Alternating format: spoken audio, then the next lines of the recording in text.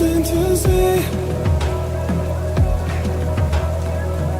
Tell me why my tombstone is blank. 'Cause I'm not the one who won't try. I'm not letting life pass me by. And tell me when the days are less gray.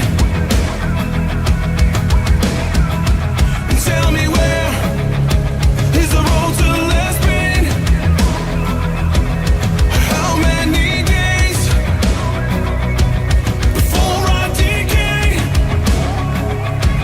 It's getting so hard to get by. Where are all my trophies in life? And he hated the way he was dying, but the moment he turned on the light, he became what he dreamt of at night when he was young and hungry for life. Set to sail to a place I can't say. Live a life worthy of chase. The time is today. New blood in my veins. I won't be the joker in life, playing the part I don't like. And he hated the way he was dying, but the moment he turned on the light, he became what he dreamt of at night when he was young and hungry for life. And he hated the way he was dying, but the moment he turned on the light, he became what he dreamt of at night when he was young and hungry for life. Yeah.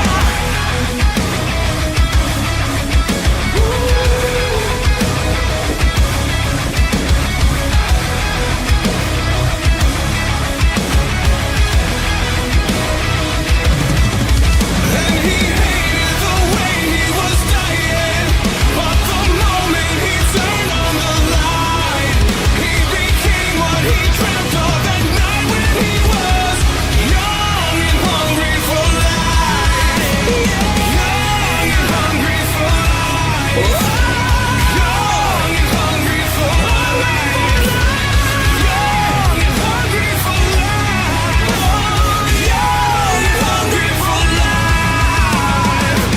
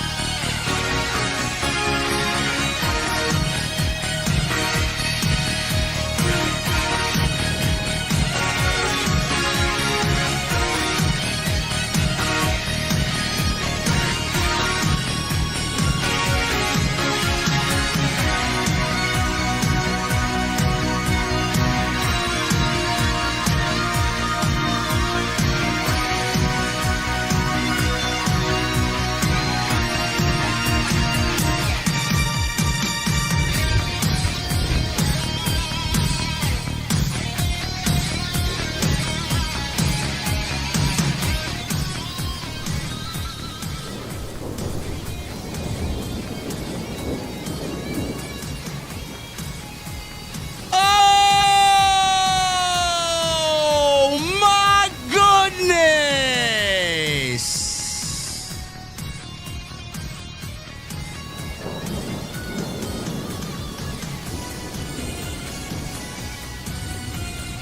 Friday Night SmackDown. Not a bad show tonight, huh?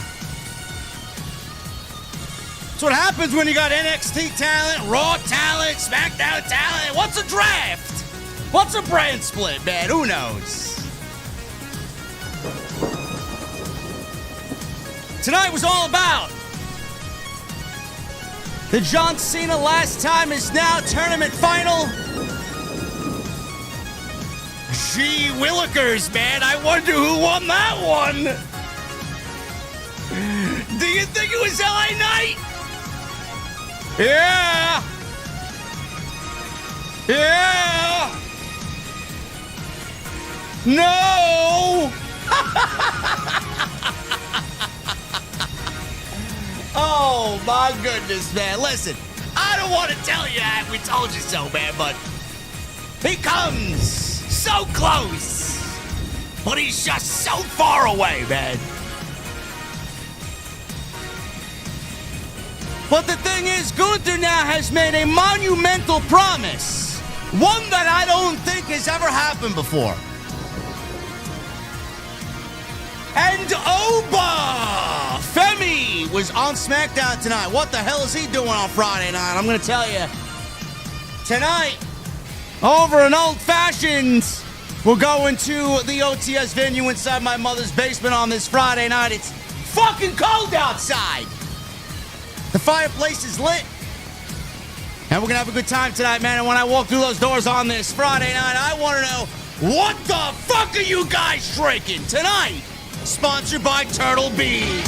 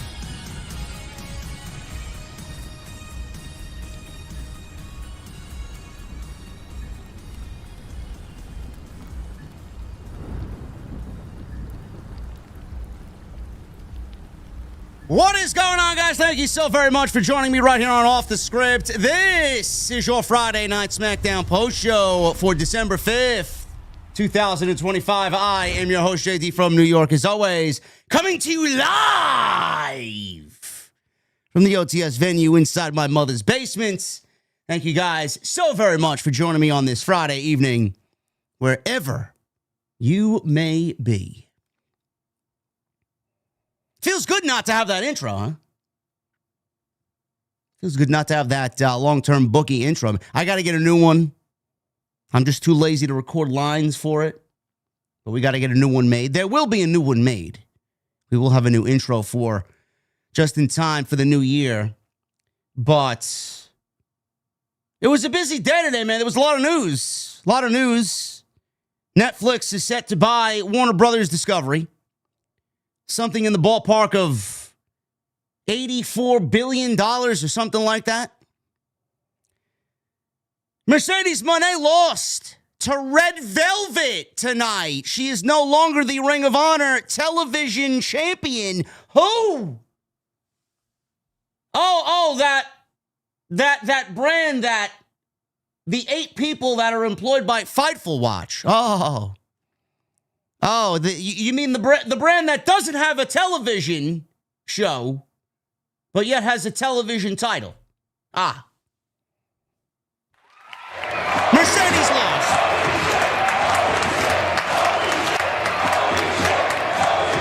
There you go. Mercedes is now a loser. She's going to lose all those titles and then win the big one.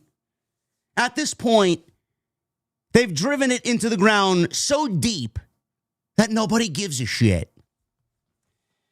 SmackDown tonight. 82 billion? Is it 82 billion? 84 billion? I don't know. I thought it was 80. It was in the ballpark of 83 billion, I thought it was. Somewhere around there. 82.7 or something like that. I don't know. Anyway, I will never see that amount of money, and nobody will ever see that amount of money in this lifetime or the next 82 billion lifetimes. But Friday Night SmackDown, I thought tonight was a very good show. It wasn't great. It wasn't like, oh my God, man, this was an unbelievable episode of SmackDown. No, it was a very good episode of SmackDown. I thoroughly enjoyed myself. We got some decent wrestling tonight. We got some NXT talent. And we got the finals of the John Cena Last Time Is Now tournament between LA Knight and Gunther. The final of this tournament, finally. And to no surprise, Gunther is the winner. He stands victorious and will wrestle John Cena on December 13th in Washington, D.C. I don't even want to talk about that first at the top because I think everybody kind of knew where they were going with that. The biggest thing on the show tonight was the appearances of NXT World Champion Ricky Starks, a.k.a. Ricky Saints, and Obafemi, who were summoned to Nick Aldis's office at the request of Cody Rhodes. So I was watching this and I said, oh shit, look at this. What's going on here? What are they doing here? As soon as he mentioned NXT, I was like, are both Ricky Saints and Obafemi going to be on this show?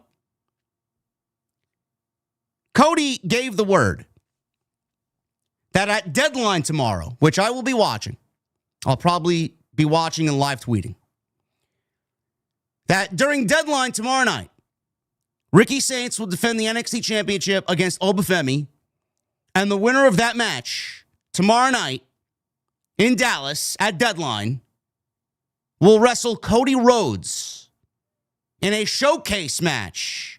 No championships will be on the line. The NXT title will not be on the line. The WWE title will certainly not be on the line. The winner of that match between Saints and Femi will wrestle Cody Rhodes on December 13th in Washington, D.C. during John Cena's final show with the WWE ever. His retirement match will headline. That match will be on the undercard for that Saturday night's main event. That is a great move. That is a great move.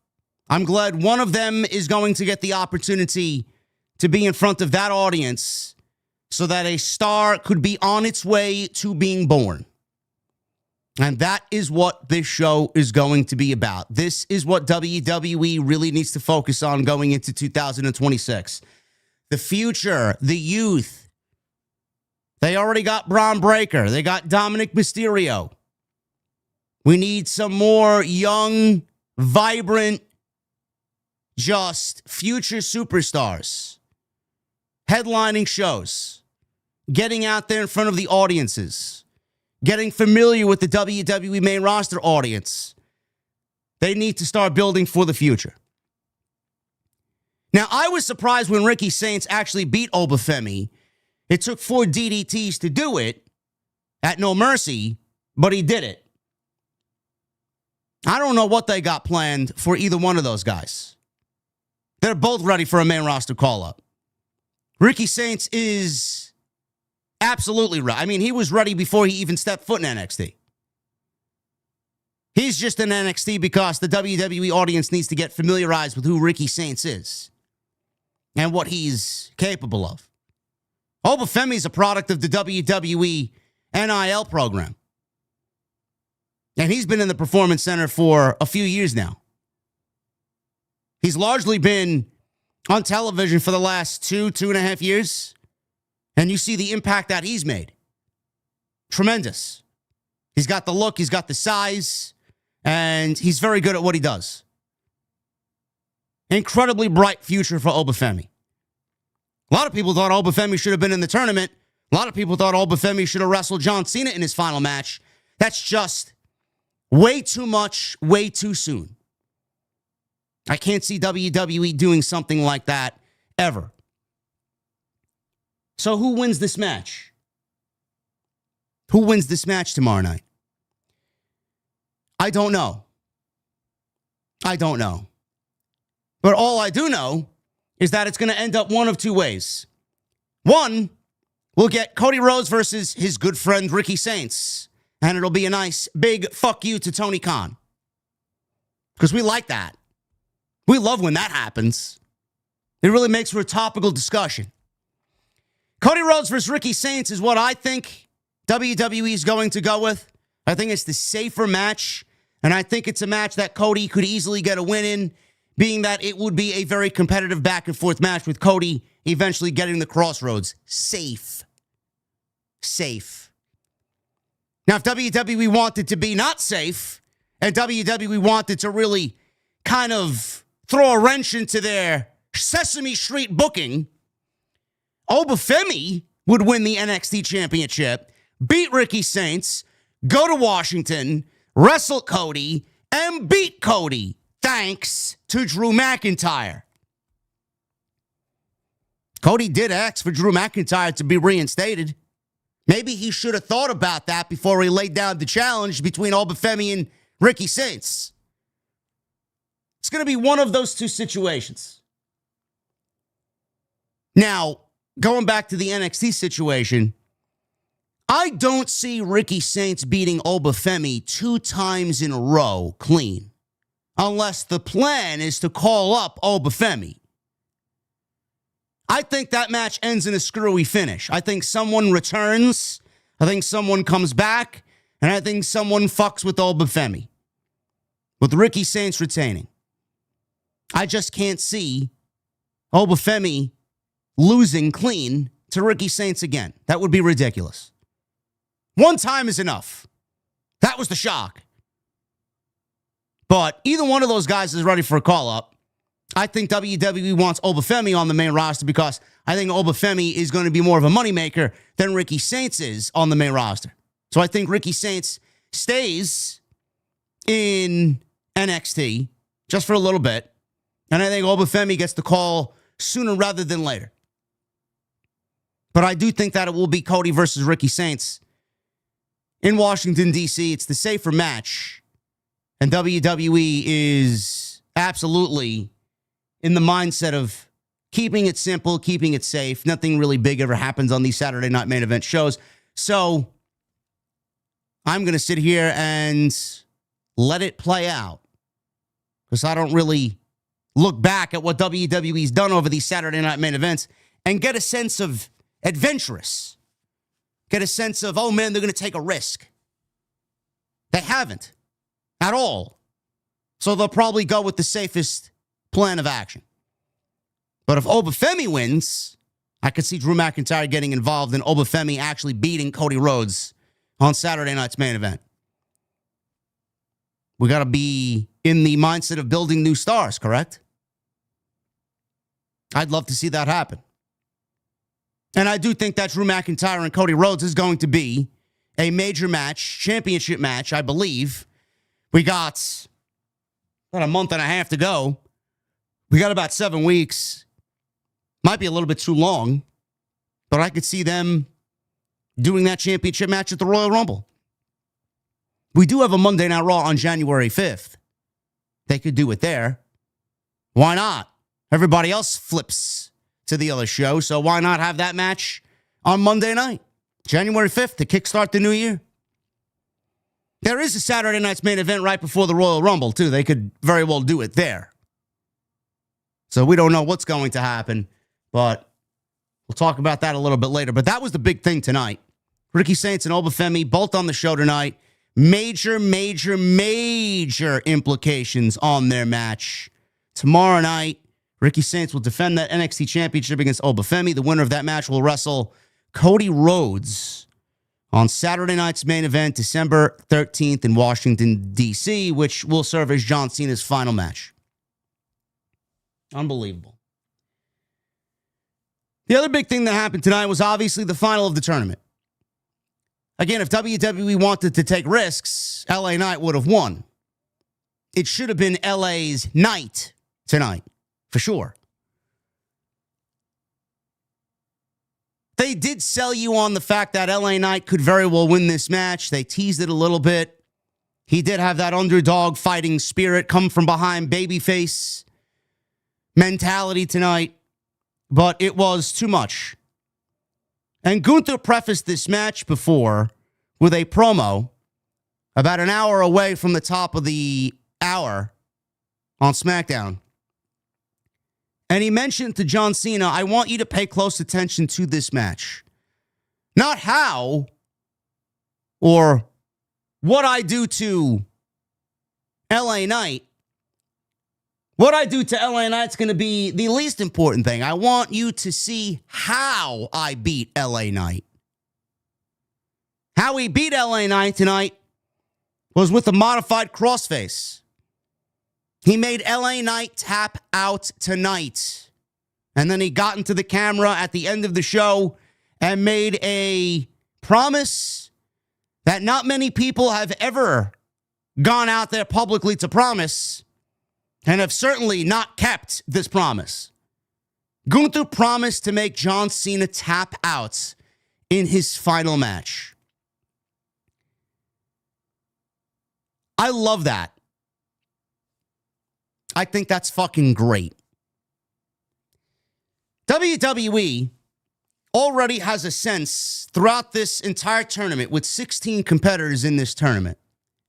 WWE gave you an entire tournament and everybody already knew the outcome before the tournament even started. As soon as you seen Gunther and then everybody else surrounding Gunther in this tournament, you kind of pieced the puzzle together on where Gunther was going to land. He had some great matches in this tournament. He actually, all 4 of his matches were the best matches in this tournament. Gee, I can't wait to hear all the Gunther can't wrestle fucking engagement farmers on TikTok. Brain rot. You're all fucking stupid. He had a great match with Javon Evans. It's only the beginning of that. Could have been better. My favorite match in the tournament, Gunther and Carmelo Hayes. Then he had a great match with Solo Sikoa, and he had a great match with LA Knight tonight. 4 matches, 4 bangers. And now he's looking at a 5th with John Cena. The tournament was predictable. You know it, I know it, everybody knows it. Dave Meltzer even predicted this right. And how much has Dave Meltzer gotten right this year? If he was given 100 things to report on, he maybe got 2 right. And the 2 things he got right were Austin Theory being in the Vision and Gunther in John Cena's final match by winning a tournament. 3 things. He also predicted Lash Legend would be in War Games. 3 out of 100. It's not really going to get you in the starting lineup, Dave, but all you care about is being in Tony Khan's starting lineup. Clean up. We know you like to clean up. Wipe your fucking mouth. The tournament was predictable. But with this stipulation, this promise, not really a stipulation, but with this promise, he's promised to make John Cena do something that nobody in John Cena's 21-year career has been able to do. Make John Cena tap out. Cena hasn't tapped out since 2003. Who did Cena tap out to? That kind of makes it less impactful if John Cena's already tapped out. I don't think WWE would even bring that to light. Who did he tap out to? Ben Espinoza says Cena hasn't tapped out since 2023. I forgot that. I didn't even realize he tapped out. I was under the impression that John Cena had never tapped out. He's tapped out to Angle and Benoit. Well, if there's two guys that you want to tap out to, you can't really get any better than Angle and Benoit. All right. So John Cena has tapped out, but it's been a very long time since John Cena's tapped out. He's going to make John Cena tap out. The importance of it is that John Cena is going to do the one thing that only two people in this entire company have ever made John Cena do in 20 plus years, and that is tap out.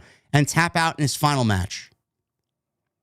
That, to me, makes the overall match going in a lot less predictable. It actually makes the match more entertaining and gives it a massive dose of unpredictability. Because who thinks John Cena is going to tap out? I don't think John Cena is going to tap out. Is that the lasting image you want to see of John Cena in his final match? John Cena just lost to Dominic Mysterio. He lost the Intercontinental Championship to Dominic Mysterio in San Diego against Dom for the Intercontinental Championship at Survivor Series. Why would he lose his last match? I was going with Gunther. Before we got to this Dominic Intercontinental title nonsense, I was going to go Gunther getting the win and Gunther going over and Gunther being this new legend killer. But now that Cena lost to Dominic, I think it's even more of a likelihood that John Cena wins his final match. And they've only added the stipulation to give it a sense of urgency, a sense of importance. Because I don't think anybody thinks that John Cena is going to fucking tap out. There's a possibility that John Cena would lose, but I don't think if Gunther's going to focus on making John Cena tap, I think he's going to fail in those endeavors. And I think John Cena gets the AA, and I think John Cena pins Gunther 1, 2, 3, and we get a happy ending. And he rides off into the sunset. There's a lot of people that are upset that Gunther is wrestling John Cena in his final match. Fans are upset, calling it same old shit, calling it predictable Paul Levesque. There are people within WWE that don't think Gunther needs it, and that WWE could have done something better than Gunther versus Cena. John Cena's dad doesn't even think Gunther is the right final opponent for his son. So it's going to be very interesting to see what WWE's got planned for the ending of this match. And being that it is Gunther, and we know how great Gunther is when it comes down to these types of matches, and we know what John Cena is capable of because we've seen it with Sammy and Cody and Logan and AJ Styles in the last 4 months. I think that this is going to be a match that John Cena is going to look back on after 20 years, and he's going to say, damn, was I proud of that. I think Cena wins. I think Cena wins on December 13th. I think Cena wins with a pinfall. I think Cena wins with an AA. And then I think Cena retires with a W. Gunther doesn't need it. If Gunther loses to John Cena, nothing happens to Gunther. He is bulletproof. At this point, with what he's done in this tournament, he's bulletproof. All he needs to do is go into the Royal Rumble and eliminate a couple of big names, set up his WrestleMania opponent, which will probably be Brock Lesnar, and then we're off to the races. And nobody will remember Gunther losing to John Cena. He's going to be a part of it. He's going to be there. He's going to be tasked with bringing John Cena to the best match of his entire year, in his final year, and then goodbye. But I think adding the promise that he's going to make John Cena tap out does make it a little bit more unpredictable. Because nobody expects John Cena in his final match to tap out. All in all, I thought SmackDown was a very good show. We had Ilja Dragunov versus Carmelo Hayes. Great United States Open challenge. And we're looking at Tommaso Ciampa. We're looking at Tama Tonga. He's got some names coming after him, does Ilja Dragunov. But the latest in a string of bangers, and happy for him, Carmelo Hayes showed up. And did you guys hear that reaction for Carmelo tonight? Are you guys starting to believe 2026 is the year of him? I think so. I mean, if WWE didn't hear that and don't make the appropriate necessary moves to get him further along here, I don't know what the fuck they're doing. I don't know what they're doing back there. Hopefully they heard it. And then Lash legend and Nia Jax want the tag team championships. Oh, joy, oh, joy. And we got another Jade Cargill mess. Jade Cargill has easily become the worst part of Friday Night SmackDown. We're going to talk about it all right here on Off the Script. It is your Friday, December 5th, 2025. Thank you guys for all of your support this week. We had a great week. Depending on what I have to do this weekend, I may get some extra videos out for you because we got some news. Finally, we got some substantial news, so we may actually get some content out this weekend. But we're here live. We're going to talk pro wrestling tonight. We're going to talk Friday Night SmackDown and everything that happened tonight. Tonight we're sponsored and powered by Turtle Beach. TurtleBeach.com/script. Use that code SCRIPT at checkout. 10% off all of your purchases with that code SCRIPT. So make sure you guys go and use that link. Promo code, 10% off. Give the gift of Turtle Beach. Believe me, it is a worthy investment. As you will see in a little bit, because I did play some Black Ops 7 today. We're going to be showcasing some Black Ops 7 gameplay with how powerful these Turtle Beach headsets are, man. I want to thank you guys for a great week of content. We were live on Monday. We were live on Tuesday with Tuesday Night Titans with the Solid Monster. 52 minutes watch time. You guys love it. You guys love it every week, and we're going to keep delivering it every week. Great discussion this week. Go and check that out. Live on Wednesday with the Dynamite Post. Little frustrating that people think I booted Jesse from the co-host position on Wednesday when I blatantly came on here Wednesday and explained to you that he has family commitments and that Jesse's taking time away from helping me because it is several hours a month. You add it up, it's 2.5 hours every Wednesday. It's near 10 hours. He's taking some time away for family commitments as his aunt isn't doing well. And I wish him nothing but the best, and Jesse is going to be back when he is ready. I didn't fire him. I didn't boot him. We didn't get into an argument. Nothing like that happened.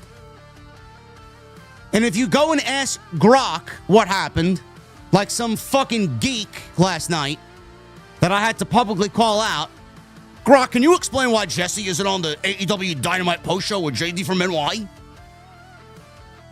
You will get an answer that is completely misled and untrue. I explained everything to you at the top of Wednesday's show, yet you still leave me a comment and go on social media and ask a fucking AI bot. Bro, I explained everything within the first 10 minutes of the show. I can't hold your hand and push play for you. Watch the fucking content so you don't look like a fucking idiot. That's all I gotta say about that. Hit that thumbs up down below. Turn on the bell for all notifications. Hit that thumbs up. Strive for 750 likes. And super chats are open. Get them on and we'll hang out at the end of the show. It's the best way to support what I do here. Super chats, questions, comments, concerns. How you feeling about anything, really? Sound off, super chats are open, and we will hang out with our cold drinks at the end of the show. Guys, tonight we're sponsored by Turtle Beach.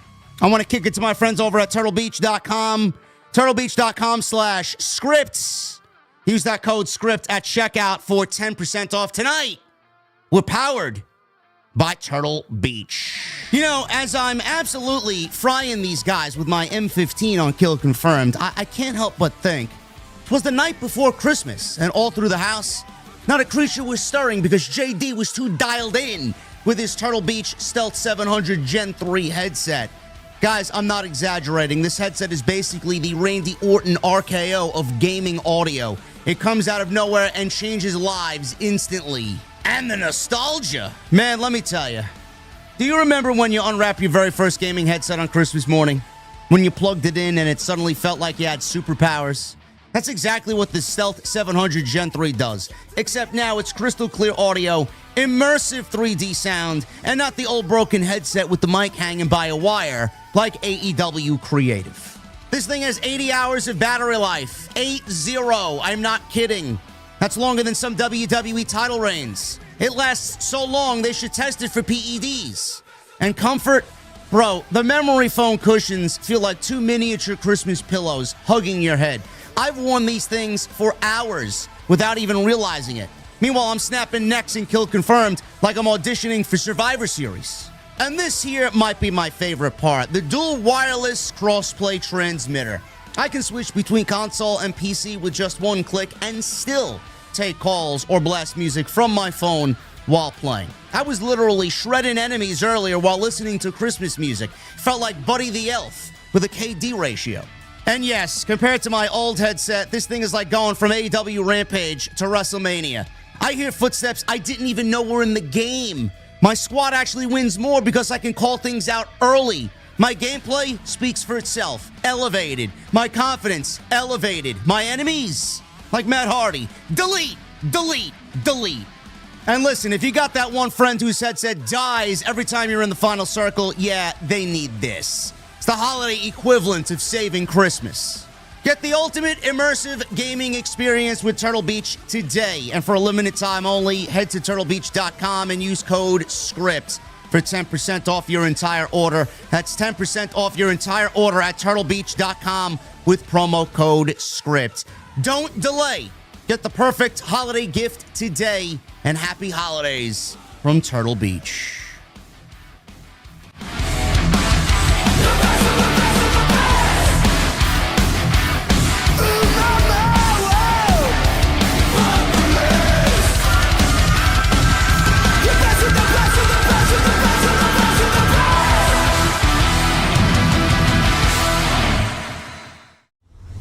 Oh, man. Look at me sliding around the map over there, man. You didn't think I had that type of skill, huh?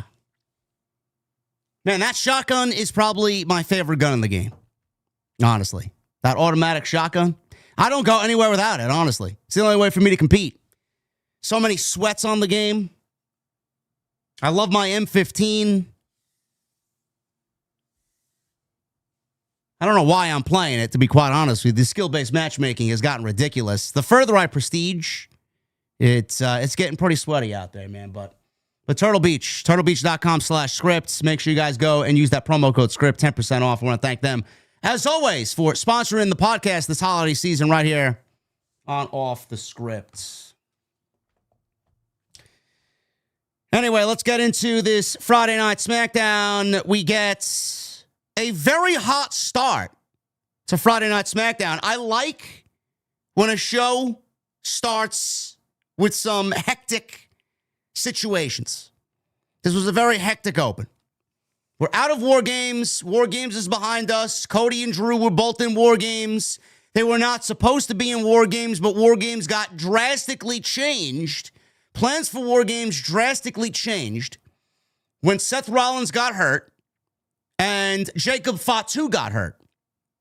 War Games was supposed to be Jacob Fatu, CM Punk, the Usos, and Roman Reigns against Drew McIntyre, Austin Theory, Seth Rollins, Braun Breaker, and Bronson Reed. That's what it was supposed to be. If it not be Austin Theory, it probably would have been Brock Lesnar. And then Austin Theory would have been someone that kind of was added to the group via a mystery mask or a mystery assailant type of storyline. But McIntyre and Cody was also rumored to be taking place at Survivor Series in a one-on-one match. So either way you look at it, plans got drastically changed. So you look at what they're doing now, as far as Drew and Cody. They're continuing what they could not do at Survivor Series. And it's probably going to be pushed into the new year, whether it's at Saturday night's main event or at the Royal Rumble. Will Cody lose the championship then? Probably not. I would love to see McIntyre at least hold the championship for a month or two. I think a short reign would have been very beneficial to not only him, but the product, to give it a different feeling. But they didn't go and do that. So Cody Rhodes, he kicked off SmackDown with a very impassioned promo. Only after McIntyre was shown arriving at the arena as Nick Aldis confronted him for still being suspended despite being in Survivor Series. After a tense back and forth argument, McIntyre was about to leave. He got in his car. His passenger door was open, and Cody jumped into his rental and started beating Drew McIntyre up from the passenger seat while Drew McIntyre was sitting in the driver's seat. So security pulled him away. McIntyre sped away in his car.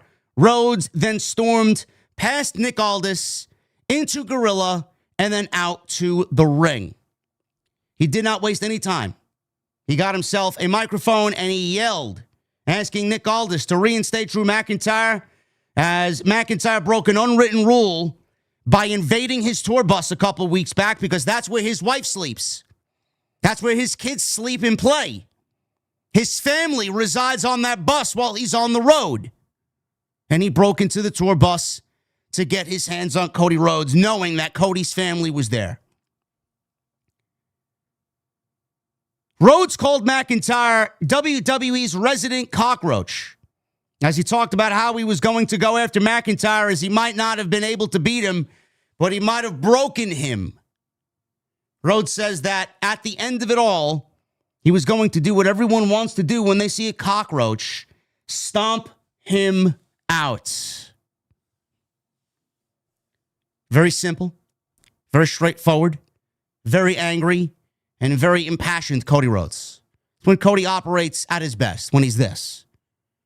That promo that he cut before War Games, yelling on the announce desk, where he took a shot at Braun Breaker, saying that a Steiner would never be better than a Rhodes, and then proceeded to try and break his neck inside War Games. Not really, but it was an accidental move.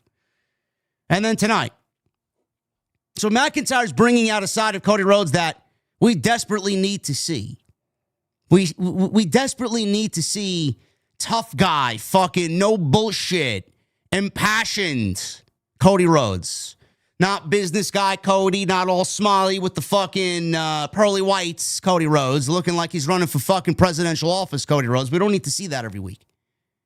So the fact that we're getting this Cody Rhodes is actually a nice thing.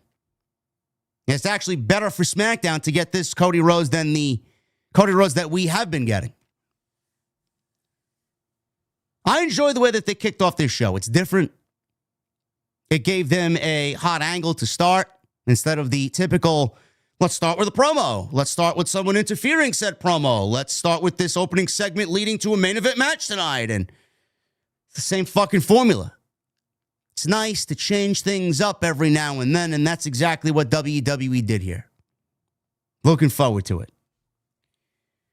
We talked about on Monday with the rumor that Cody and Roman is the plan for WrestleMania right now. There was another report, which I probably will make a video on at some point this weekend because it's just utterly ridiculous. There was another report to go along with the Roman and Cody 3 at WrestleMania rumor.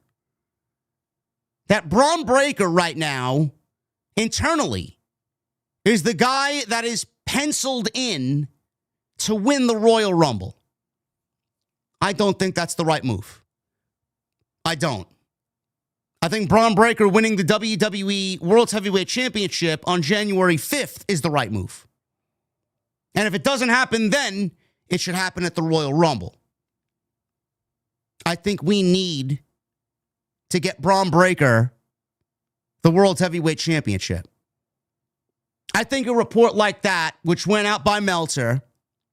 Take it with a grain of salt.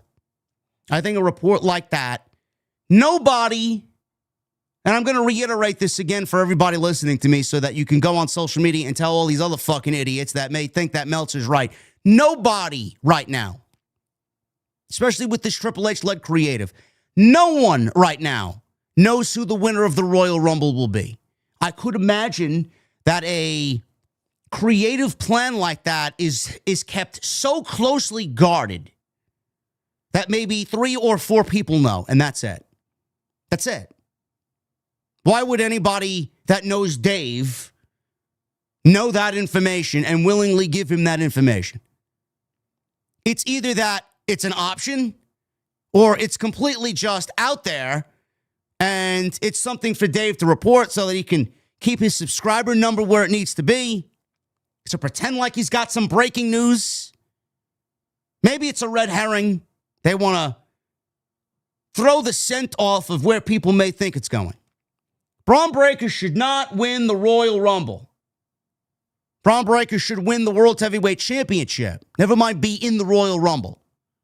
The World Heavyweight Championship match is now January 5th against CM Punk. He wins it there with the help of the Masked Man, who helped them win War Games, who is Austin Theory.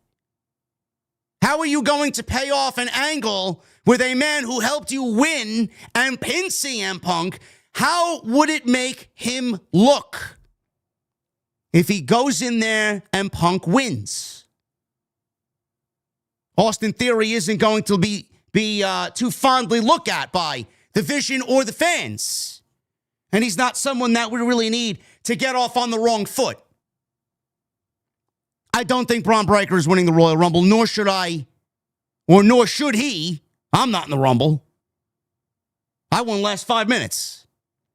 Nor should he be in discussion to win the Royal Rumble.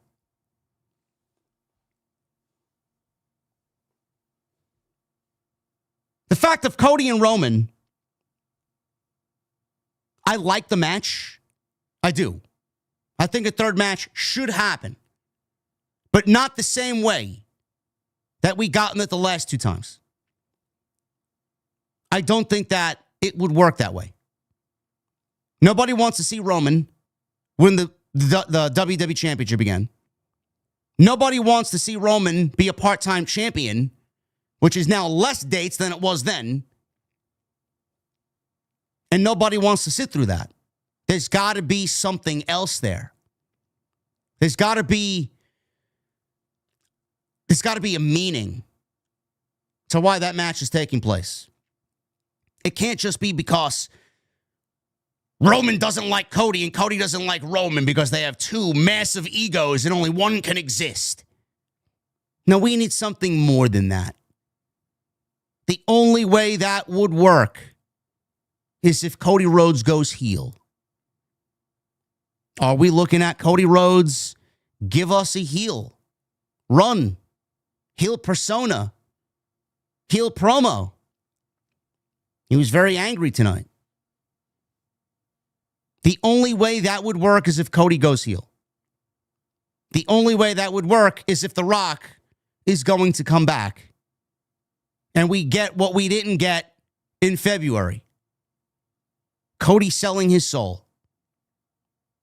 Cody selling his soul to another member of Roman's family who is higher on the totem pole than Roman. You don't want to respect me, that's fine. You know who in your family respects me? This guy. Out comes Dwayne. He finally has his champion. John Cena clearly didn't want it. Cody turns to the dark side. Roman and Rock is the plan for Saudi Arabia. That's my prediction. If there's one match that they want, if there's one match, if there is a Rock appearance that will happen, it will happen in a match there. And then that will be it. They're paying WWE in the vicinity of $300 million for WrestleMania. They will get what they want, and The Rock will make it happen. Because The Rock is on the board of directors for TKO. They can't make their Saudi partners unhappy now, can they? The Rock may be the biggest star in Hollywood, but the Saudis have him by the balls, as do they have everybody else. That's my prediction. That is my prediction. The only way it works is if Cody goes heel. Do I think any of this happens? No. No, I don't. I'm speaking into the universe, hoping that at least some of the things that I just mentioned here in the last 5 minutes actually come to fruition. I don't think any of that happens. I think we get more of the same, boring, stale, sterile, uncreative WWE. That's what I think we get. If WWE wants to go in a really, really, really good direction for WrestleMania, then they would make WrestleMania the best card that it could be. Rollins is hoping to come back by February. If Rollins is integrated into WrestleMania plans, then Rollins versus Braun Breaker, Punk versus Reigns, and Cody versus Randy would happen at WrestleMania. JD's Fantasyland wants to see Cody versus Punk and Roman versus Braun Breaker. I don't think we get either of those matches. Again, I'm speaking into the universe, hoping somebody hears me. I like this, Cody. Look for another third match between Cody and Drew McIntyre at some point between now and the Royal Rumble. DIY were discussing amongst themselves about their plans for the United States Championship. And then they also want the Tag Team Championship. Tommaso Ciampa doesn't really give a shit about the Tag Team Championship. He wants the United States Championship. Carmelo Hayes walked past him and told Tommaso Ciampa, sorry, man, I got next. And then he looked at his shirt and called him a jackass. Damian Priest. Seems like Damian Priest and Aleister Black have been cutting promo vignettes on each other for the last several weeks with no end in sight. We finally got a direction tonight. Damian Priest addressed what Aleister Black's fate is going to be, stating that if Black got to bring in his family in the form of his wife Zelina, it's only fair that Priest brought in his family. Now, low-key, I thought this was going to be Lola Vice. It was not Lola Vice. It was actually Priest revealing Rhea Ripley. Rhea Ripley was backing him up, face mask and all. The Terror Twins would face off against Black and Zelina next week on Friday Night SmackDown. Can we just go ahead and end the brand split? Is that a possibility? Just end it? It seemingly feels like WWE does not give a shit about the brand split. Now, granted, we're going into Saturday night's main event and John Cena's final WWE match. This is going to be an NXT versus main roster show, so all hands are going to be on deck just based on what the formation of this show is going to be. So they have an excuse to get everybody on the show, even though it's not their brand, and people are going to be flip-flopping shows. WWE is very lenient with that. But just end the brand split. The shows are clearly better. The shows have more direction. The shows are more meaningful when we get stuff happening on Monday, continuing on Friday. Just end it. There's no need for one. It's all bullshit. It all comes down to money. There's a brand split in place because the WWE has to answer to their television partners. USA Network wants something unique to them. Netflix wants something unique to them. And then they're left to argue who's on what show, who gets what major stars. It's exactly what happened with USA Network and Fox. The same thing is happening with USA and Peacock. Or Netflix, rather. USA Network and Netflix. I wish they just ended. The shows just feel so much better. But this is a mixed tag team match coming next week. And we'll see Rhea Ripley on Friday Night SmackDown. You'll find out real quick why no one survives the Terror Twins. Ilja Dragunov, United States Open Challenge against him. Carmelo Hayes.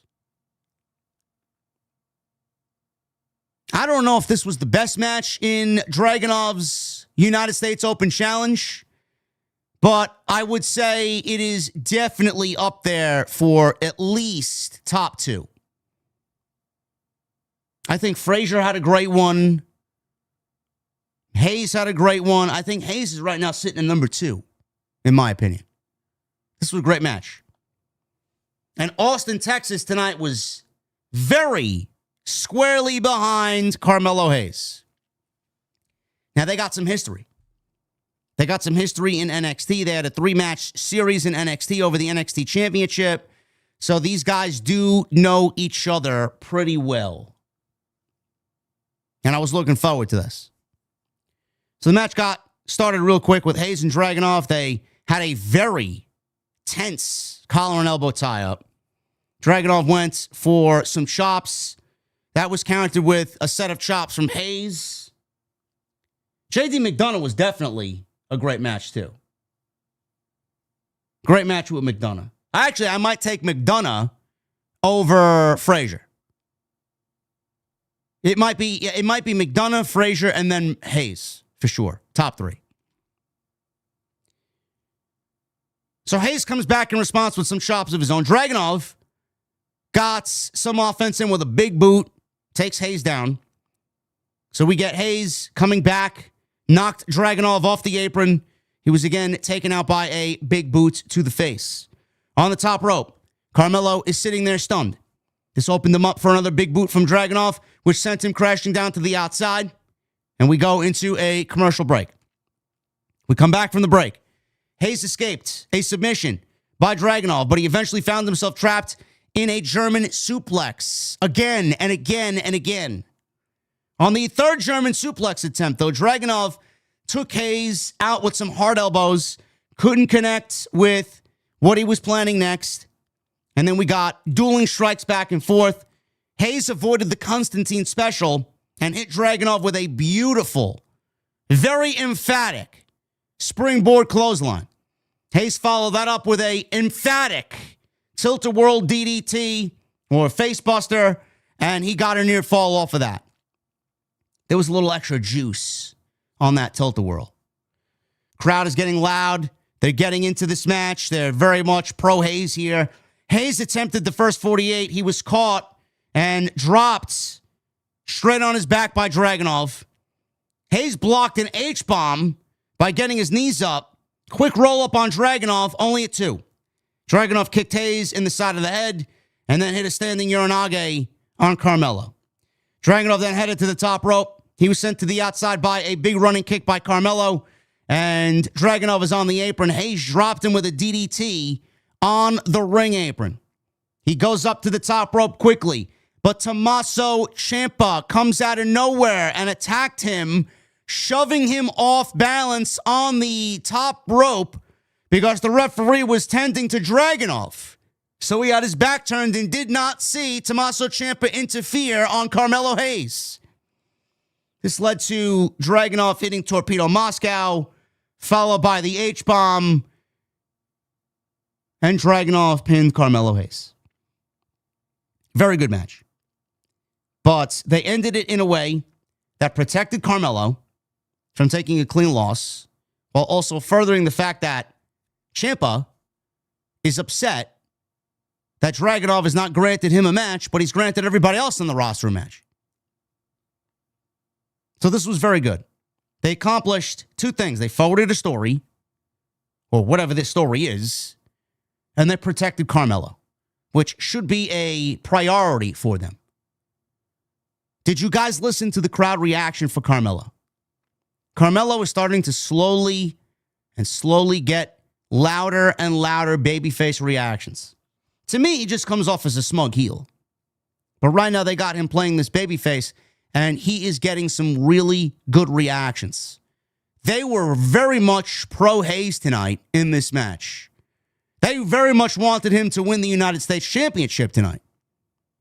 Now, I didn't really think it was going to happen tonight, but if it by chance did, I would have not had a problem with it. I get a sense. Now, this could be me specifically. I don't know how you guys feel. But I get a sense that there's going to be some big, big things in store for Carmelo Hayes in 2026. Whether it's the United States Championship or whether he moves to Raw, which I feel like he should move to Raw because I feel like he needs a change of scenery. If he moves to Raw and wins the Intercontinental Championship, I could see him fitting right into that title picture there. He is going to have a breakout 2026. He should have had a breakout 2025, but WWE just fucking twiddled their thumbs in regards to Carmelo Hayes. He's going to have a breakout year. And by that crowd reaction, if WWE isn't listening, and by the way, he's wrestled lately. If WWE isn't watching, I don't know what the fuck they're doing. Get off your ass and start paying attention. Carmelo is going to have a breakout year. He needs to. You're building for the future, right? You got your Breakers and your Mysterios and your Femis and your Starks and your Sol Rukas and everybody else that you want to put into that fucking canoe. At the fucking head of that boat should be Carmelo Hayes. Great match. Charlotte Flair and Alexa Bliss. They were interviewed backstage. From Kathy Kelly, she asked Charlotte if their win was in part due to her putting her differences aside with Rhea Ripley inside War Games. Charlotte said she did it for Alexa, who would be lost without her. Alexa said their win at War Games made their bond stronger. Charlotte said War Games was fun, but now they're back to focusing on the tag team titles and beating Kairi Sane. I don't know if it helps the cause for how awful the War Games situation is in WWE. I would not be describing the War Games as fun. War Games should never be described as fun. And this is why nobody takes it seriously in WWE.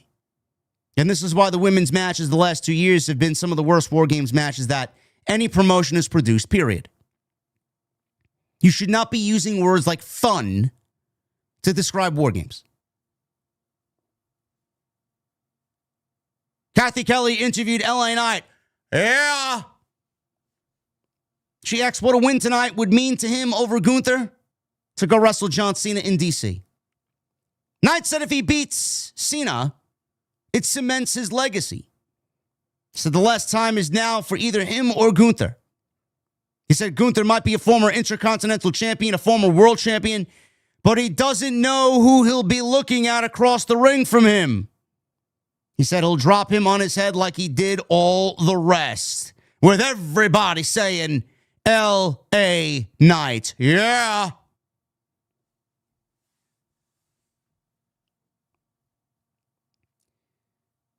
Poor L.A. Knight fans, huh? You guys feeling all right tonight? It'll be all right, trust me. Don't lose sleep over something that we've already predicted 6 weeks ago.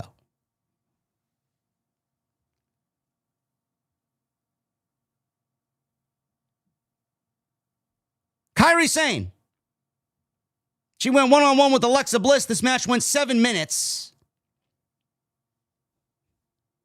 It was a match, folks. It was a match. With a post-match, more of the same, following what we got on Monday Night Raw. So, the bell rings, they lock. Sane tried to run at Alexa, and she was tossed to the apron by Alexa. They exchanged pinfall attempts. Kairi mocked Bliss. She paid for that with a huge punch to the face by Alexa. Flipping senton. We go outside. Sane tried to walk off the senton. Charlotte stopped her, which allowed Asuka to trip up Bliss on the apron because the referee wasn't looking. Sane then slammed Bliss against the barricade, and we go into the dreaded commercial break. We come back from the break. Bliss and Sane were fighting it out on the top rope. Headbutt from Kairi. She put Bliss in a very bad spot. And one half of the women's tag team champions here, Kairi, took advantage. Double stomp off the top. Near fall. Only a 2 count. Kairi attempted a sliding elbow, but ended up whiffing after Bliss dodged at the very last second. So Bliss is getting her comeback here with some strikes. Natural selection, which did not look good at all. Let's save Charlotte's offense for Charlotte. If I wanted to watch Charlotte, I'd watch Charlotte. Let's do Alexa moves. She tried a very sloppy natural selection. Asuka got on the apron and started yelling for no reason. Charlotte tripped her up, took her down with the big boot back in the ring. Kairi had Bliss in a position for an insane elbow. And this was a great spot. She jumps off the top rope, and Alexa caught her in a Sister Abigail DDT, and that was enough for the win. Alexa Bliss beats one half of the tag team champions, Kairi Sane. After the match, unfortunately, Nia Jax and Lash Legend emerge. They attacked Alexa and Charlotte after the match, and then they turned to Kairi in the ring. Asuka made the save. Jax ended up dropping Asuka. Lash then gave Kairi a big boot to the face. And that was basically the way that this post-match came to an end.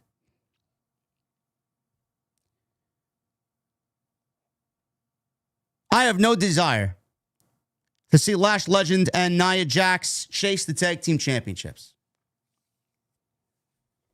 This was just the same that we got from Monday, where we got all the women in the ring trying to assert dominance, trying to vie for the tag team championships. And WWE, for some reason, the last 3 weeks is strangely highlighting their women's tag team division. And I'm genuinely curious as to why we are now all of a sudden focusing on the women's tag team division like we are the last 3 weeks. Does it have anything to do with the fact that we're set to crown new women's tag team champions in all Elite Wrestling? I don't think WWE has to try too hard to pretend like their division is better. AEW doesn't have a division. Their matches are largely awful, and WWE doesn't need to do anything. AEW basically made a mockery of themselves this past Wednesday by having a holiday hardcore street fight inside the women's tag team title tournament. Candy cane, kendo sticks, tables wrapped in gift wrap, glass, blood. WWE doesn't need to try too hard. So if this is, haha, I'll show you whose dick is bigger to Tony Khan, bro, put it away. Nobody cares, and it's not necessary.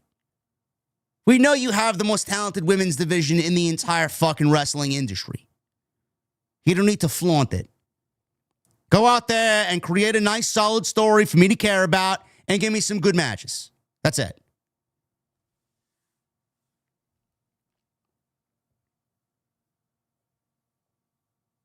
Nick Aldis, going into hour 2. He told the referee to keep her eyes on the parking lot the rest of the night. Yes, sir. Will do, sir. Cody then walked up to Nick Aldis and said he calmed down and was ready to talk. Aldis got sidetracked when he walked past Ricky Starks and Obafemi in his office. Starks is there. And he said he was surprised to get a message from Aldis to show up on SmackDown when he's got a big match tomorrow night at Deadline. Cody said in the spirit of giving opportunities to wrestle on John Cena's last night ever in WWE, He told Starks and Obafemi that whoever wins tomorrow night in their NXT World Title match gets the right to face him next week on Saturday night's main event.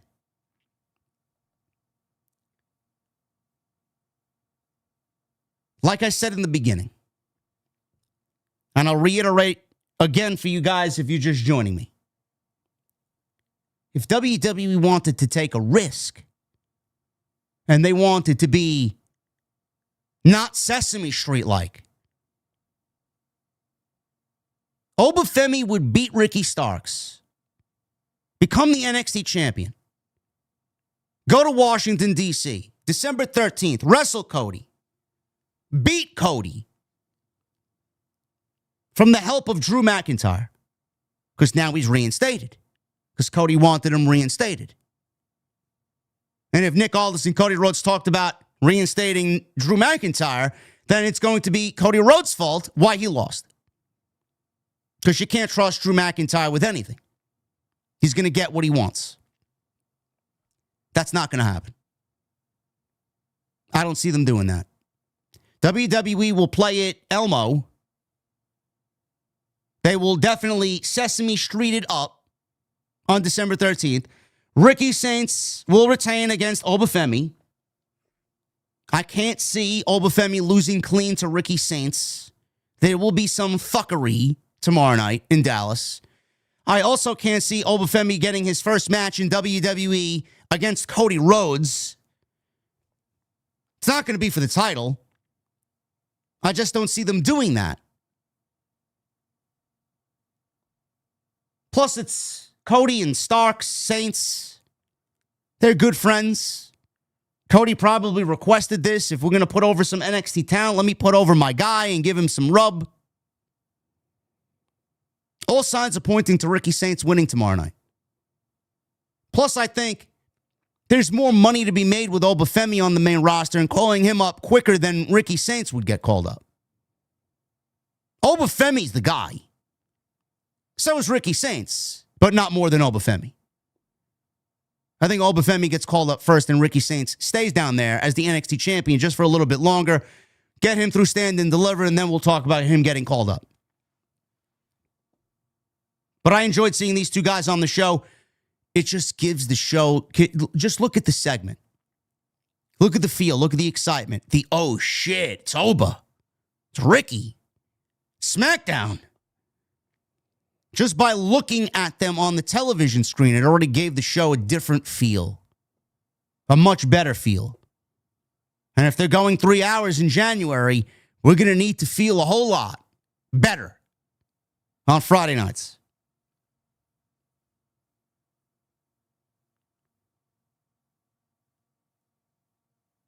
Kathy Kelly ran up to Nia Jax and Lash Legend and asked if it was really necessary to attack everybody after that match with Alexa and Kairi. Jax took exception. She said the Kabuki Warriors are stupid and got what they deserve because Asuka misted Lash Legend at War Games. And that's the reason why they lost. Lash said that's just a taste of what they're capable of, and they're coming after the tag team championships.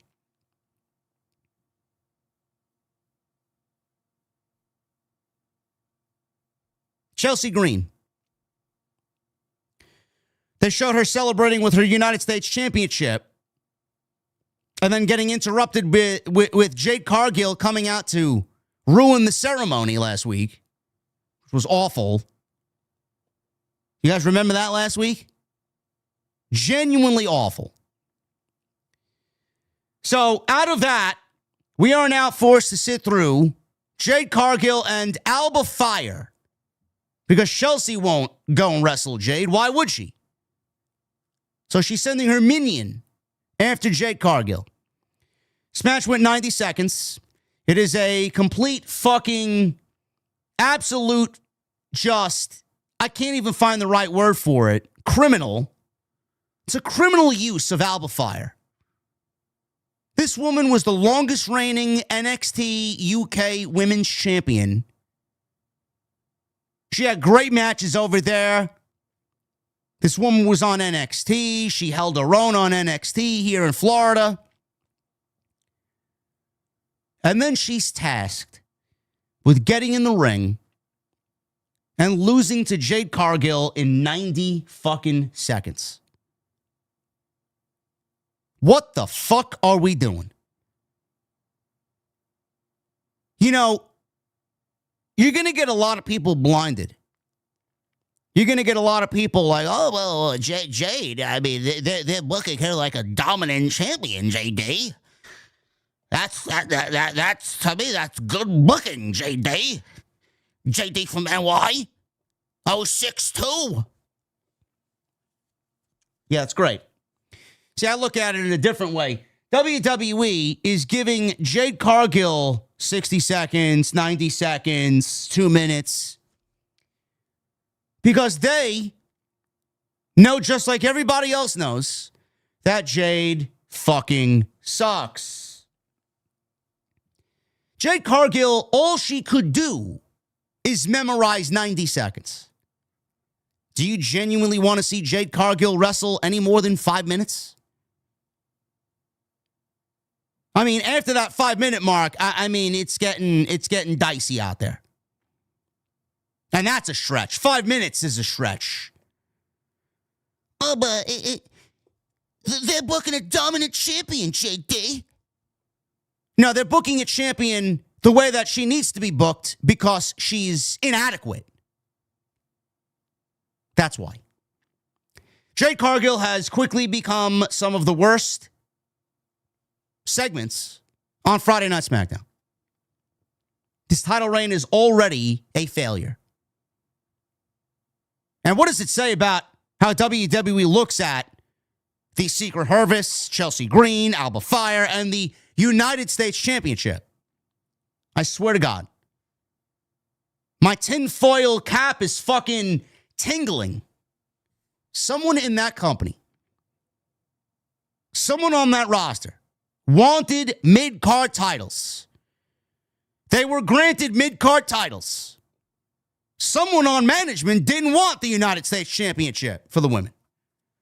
And someone on management is letting you know exactly how they feel about the decision to make mid-card championships. I swear to God, man, that United States Championship, someone in that company fucking hates the Women's United States Championship. I just don't get it. I don't understand how it is so fucking buried. Buried. It's mind-boggling to me. Jade Cargill wins in 90 seconds with a spine buster and a big boot, and then jaded. That's all she knows. That's all she knows. You may like it. I don't. You might like it because you like the way she looks. I don't. I would prefer my professional wrestlers to at least break a sweat out there. When Jade goes out there and she looks like nothing has ever faced her, I don't find that to be entertaining. Nathan Frazier and Axiom lobbied Aldis for a match against DIY. Dragunov ran up to Aldis while he was talking to Axiom and Nathan Frazier and demanded a match against Ciampa. He realized that Ciampa had interfered against Carmelo Hayes and fucked over Carmelo Hayes, ruining the integrity of his United States Championship match. Nick Aldis said, you want him, you got him. Next week. He then told Fraxium, Dragunov did, he told Fraxium, when I'm done with him, you can have whatever scraps are left of him. He turns around and then he comes face to face with Tama Tonga. And then showed up. Behind him was Solo Sikoa and the rest of the MFTs. They're still teasing this Tama Tonga.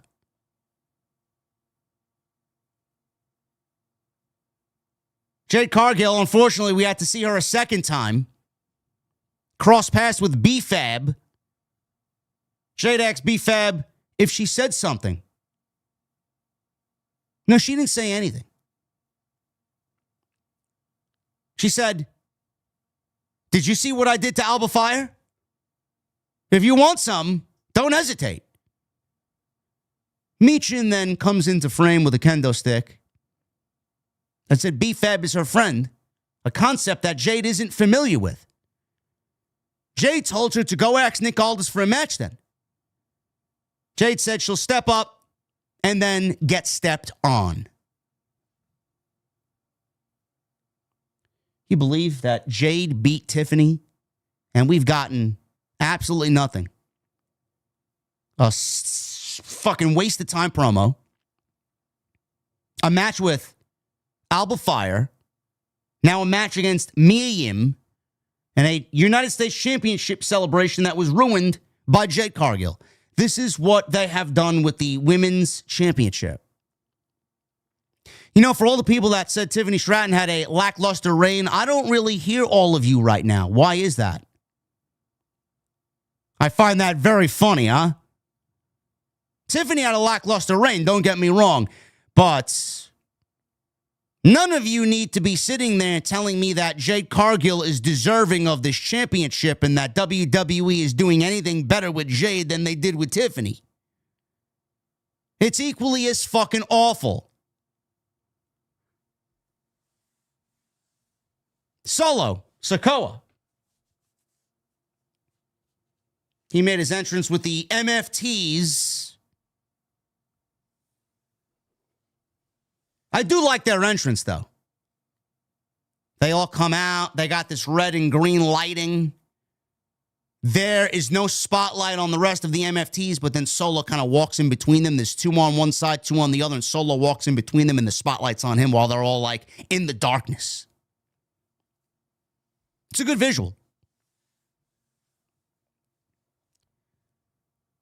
Solo's in the ring. He cuts a promo. He says, they promised to take care of Sami Zayn, and they did just that last week. He says they are ready to move on and move on to the Wyatt Six. He says this is his ring, his show, his family tree. He said the Wyatts have to learn they can't attack them from behind and get away with it. Solo said everything that is his will soon belong to him. So when he said this, he looked up to the sky and said, whatever was Bray's will soon belong to him. He said all he has to do is believe. Yes, thank you for telling us what Bo Dallas was in a past life. The lights went out. The Wyatt showed up in the ring. Solo is in the ring, and Uncle Howdy is once again behind him, just like he was last week, and they had a stare down before a big brawl broke out. So all the Wyatt Six is battling with the MFTs until Tala Tonga and Eric Rowan are left in the ring by themselves, and they have a classic big man stare-off with the fans chanting, holy shit, holy shit. Tala Tonga is a big motherfucker, and so is Eric Rowan. Tala Tonga's got him beat by an eyelash hair in the height department. They are both monstrous men. Rowan got the best of Tala Tonga, threw him over the top rope, and that's the way the segment came to an end with the Wyatts clearing the ring. Fans enjoyed this segment. They were chanting, you fucked up, to Solo Sikoa and the MFTs. I don't know when or where we're going to get this. I don't know what is going to be on the line. I don't know what symbolism they're going to try and relay to us. Like, what does the group get who wins this feud? The tag team championships are on the Wyatt Six. Is it all about the tag team championships? Solo Sikoa made a mention of the tag team championships tonight. You have something that belongs to my family. Yes, they were tag team champions a very long time ago. But that was because the Motor City Machine Guns and the Bloodline kind of integrated themselves into your business. Had nothing to do with the Wyatts. Now you want them back. But I guess something's got to be on the line, right? We may be looking at the MFTs versus the Wyatt Six for a tag team title match sooner rather than later. It still does not get me excited. The Miz was backstage. He had a conversation with Nick Aldis. He's taking issue with not being booked for Saturday Night's Main Event next week. Aldis said that not just anyone gets booked for that show. Bayley then walked in, and she blurted out loud that she wants to talk about her match next week at Saturday Night's Main Event. The Miz is like, I just thought you told me that it's not easy to get booked for that show. Are you kidding me? Miz stormed off angry. Aldis said, perfect timing. You're wrestling on Saturday Night's Main Event. In comes her opponent. Her opponent is Sol Ruka. Bayley versus Sol Ruka will take place on Saturday Night's Main Event. I know Bayley is happier than a pig in shit. She hasn't gotten many opportunities, and she loves NXT. Anything to help out NXT and help out that women's division, Bayley's going to be all over that. Bayley said SmackDown is a whole other level. Ruka says, that's fine. I know, and I'm ready. Bayley said she's going to scout her match tomorrow at NXT Deadline. So there you go. Sol Ruka. Nice to see her on the show. It'll probably be the only token women's title match on the show. Or women's match, rather. Not title match, but women's match on the show. Kathy Kelly. Busy woman is that Kathy Kelly. She interviewed Gunther about facing LA Knight. Gunther says it doesn't matter where you live or what language you speak. The name Gunther translates to victory. He says he'll beat LA Knight and then beat John Cena in his final match. He sent condolences to everyone because the tournament result is a foregone conclusion. He addressed Cena and told him to pay attention not just to him beating LA Knight, but how he beats LA Knight. We come to find out what he really meant by that. We got a vignette airing with Aleister Black and Zelina Vega. They answered the challenge of Damian Priest and Rhea Ripley earlier in the night. He shared his remarks via a video vignette. He declared he might be everyone's enemy, but he'd give everyone or let everyone know straight. Zelina talked about how the Terror Twins was just a ploy by Rhea Ripley to leave Priest in a lonely state that he found himself in. So, Aleister's promo was very good here. He talked about Dante's Inferno, and he's going to bring Damian Priest closer to those flames. This was good stuff. So we got 2 matches next week. 3 matches next week, actually. We got Damian Priest and Rhea Ripley versus Aleister Black and Zelina Vega. We got Dragunov versus Tommaso Ciampa in the United States Championship Open Challenge. And then Alexa Bliss will go one-on-one with Lash Legend. So it looks like Lash Legend will be beating Alexa Bliss in her first full-time singles match on the main roster. That's a big deal. It says a lot. Main event. LA Knight versus Gunther. The final of the Last Time Is Now tournament. This was good stuff. Think what you want about Gunther. Think what you want about LA Knight. This was good stuff. Gunther had 4 matches in the tournament, and every single one of them were the top 1, 2, 3, and 4 matches of this tournament. LA Knight made his entrance first. We go to a commercial break. Out comes Gunther. Gunther's entrance is fucking great. I just don't understand. I know everybody's got their personal preference. I just don't understand how you look at Gunther's entrance, his aura, with this music playing. Do, do, do, do, do, do, do, do, do, do, do. Comes out. He's got the robe on. He's got the fucking neck towel. I mean, it's just epic shit. Like, imagine you're in the ring and you got this guy coming at you. man, you know you're in for a long fucking night. That music is going to be equally as epic when he walks down the aisle for John Cena's final match. Bell rings. They were given a lot of time here. Gunther face-washed LA Knight, disrespected him right at the top. This fired up LA Knight. He went for a big move early. Gunther went for his powerbomb. Knight escaped. He tried for a BFT in retaliation. Gunther countered that. So Gunther was sent out of the ring by Knight. Signature baseball slide dropkick through the bottom rope. Connected on Gunther by LA Knight. And we go into a commercial break.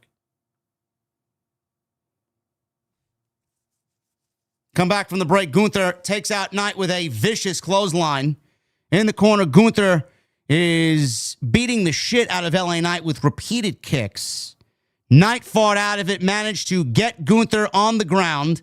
He went for his jumping elbow, missed. Gunther rolled away. Gunther threw Knight into the corner hard. He then held Knight by the wrist and chopped him repeatedly in the chest.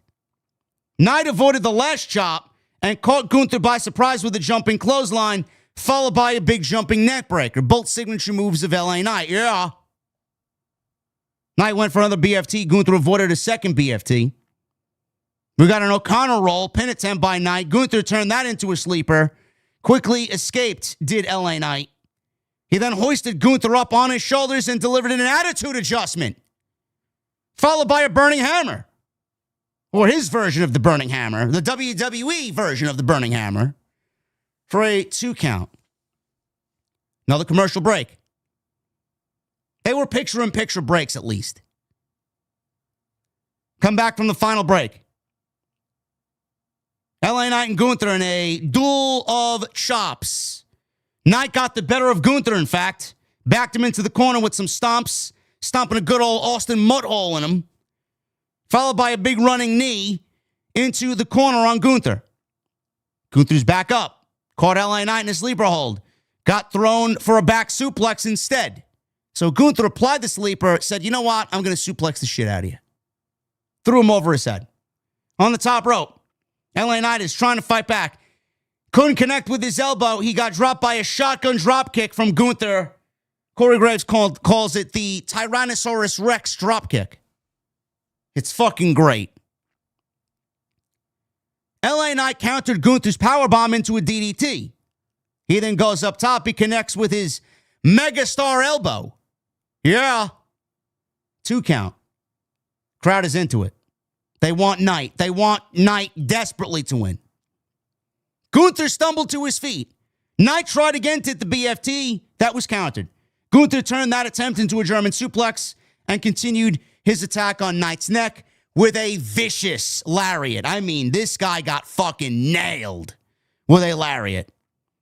Gunther goes up to the top rope. He was cut off by Knight. He was going for his big superplex up there.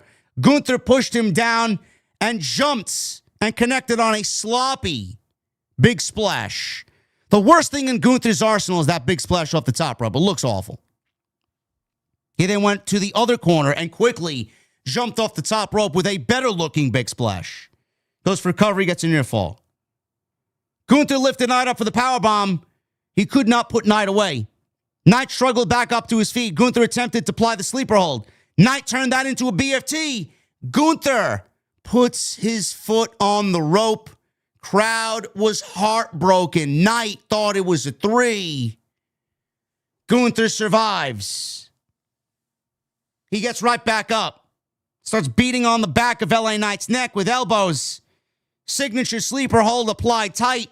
Knight fought out of it, but the elbows to the back of the head put him completely out of it. Gunther then applied a modified crossface. That's what it looked like to me. LA Knight eventually tapped out to Gunther, and the crowd in Austin, Texas left heartbroken. The LA Knight fan nation should not be surprised. You could be upset, but you should not be surprised. Gunther wins. He wins the tournament He gets the right to wrestle John Cena on December 13th. Washington, D.C. at Saturday night's main event. He's beaten Javon Evans. Good match. Carmelo Hayes, great match. Solo Sikoa, great match. LA Knight, very good match. Gunther has had the best matches in this entire tournament. Oh, but JD, he can't wrestle, JD.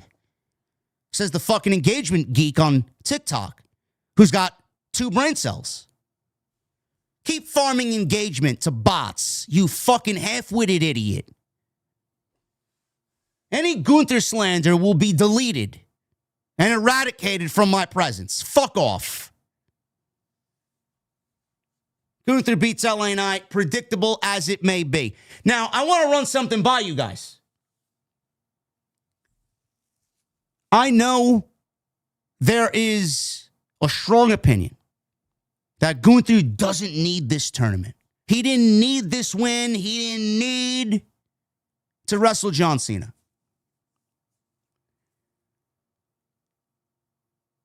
LA Knight is someone in the eyes of the fans. They want WWE to put him over the top. The tournament should have been used to make someone new. Gunther is not someone new. He's a 2-time World Heavyweight Champion. He's the longest reigning and probably greatest Intercontinental Champion of the modern era. The guy's bulletproof. Triple H loves his Gunther. He is heavily guarded and heavily protected creatively. He's taken some losses. Not many. But he's been largely protected. Could they have gone with LA Knight? Sure. But that's not what management wanted.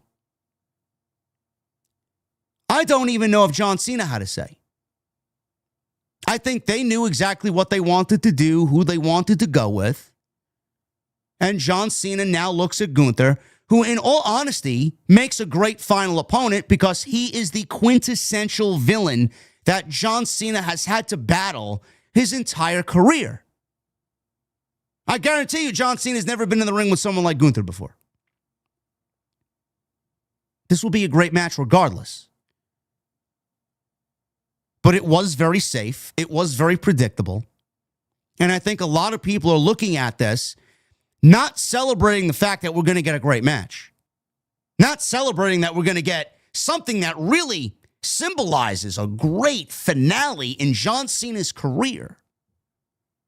I think there's going to be a loud portion of the audience, a loud vocal minority of the IWC that will look at this and hate it because it's WWE resting in their laurels, not being different, and playing it safe.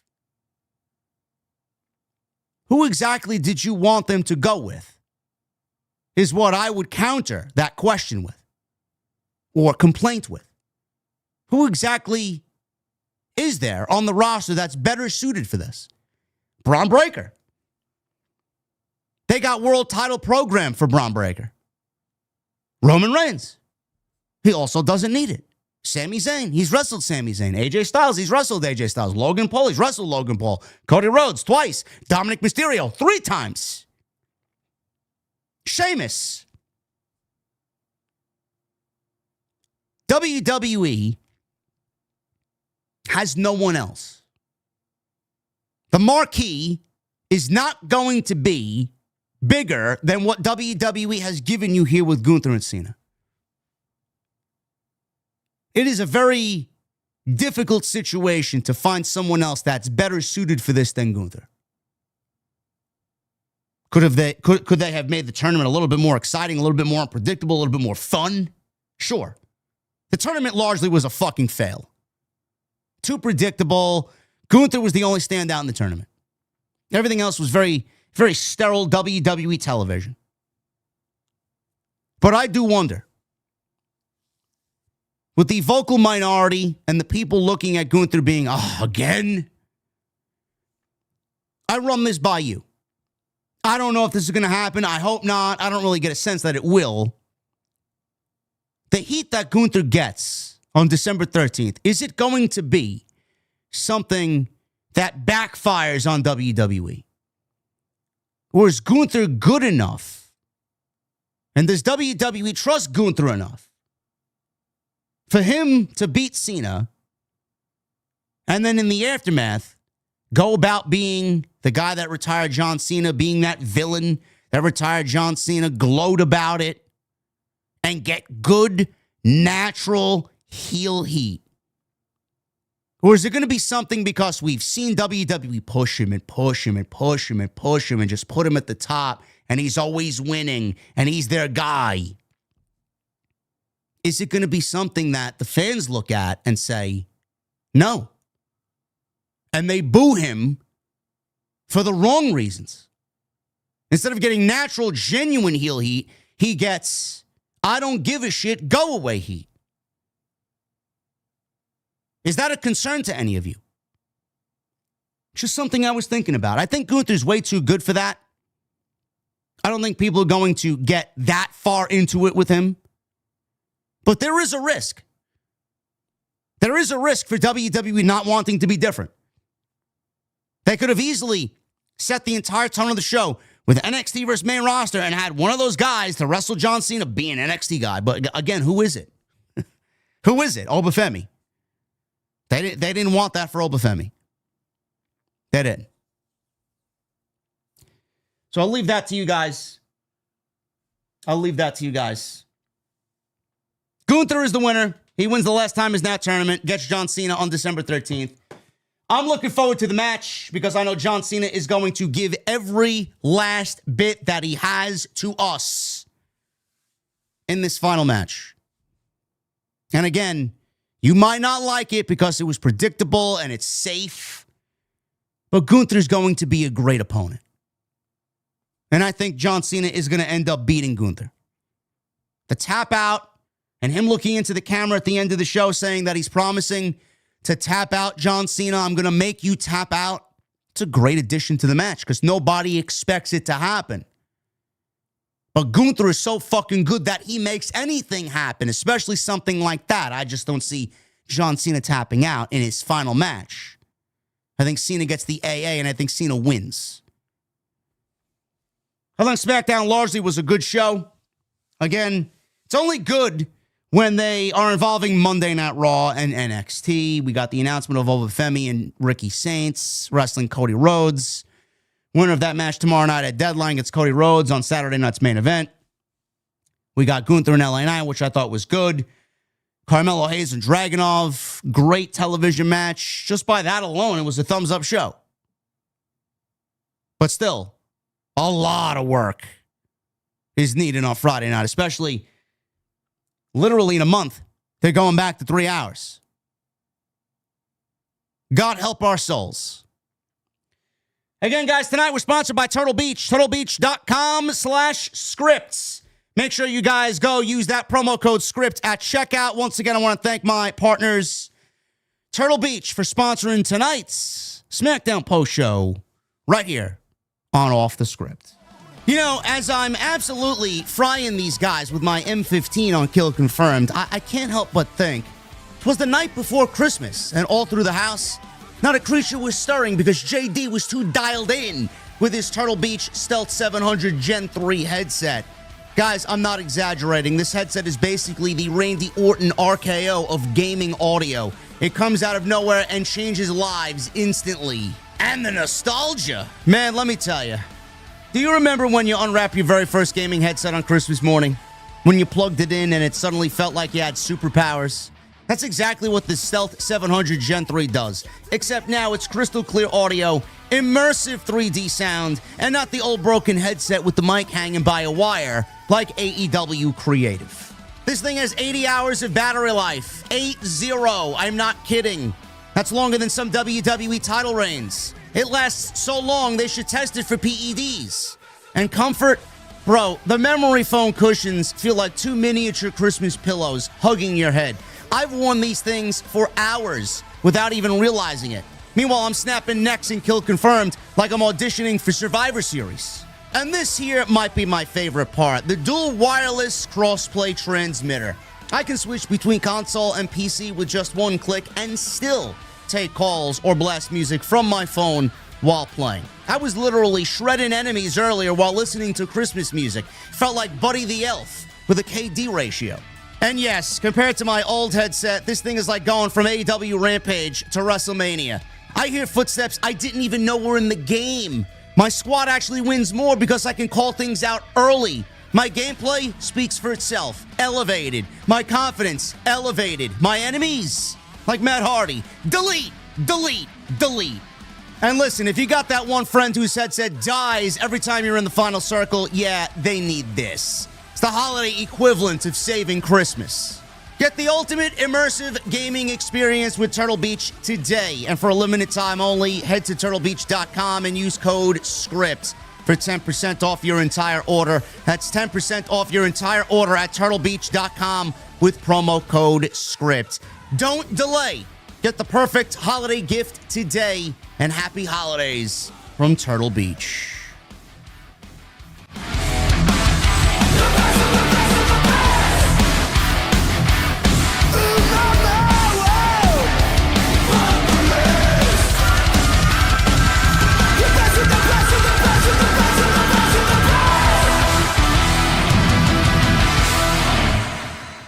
Man, that's not camping. Street Fighter, that's not camping. That is strategically playing the map to your advantage, okay? That's not camp. Me camping would be sitting stationary in the corner, man. I'm always moving.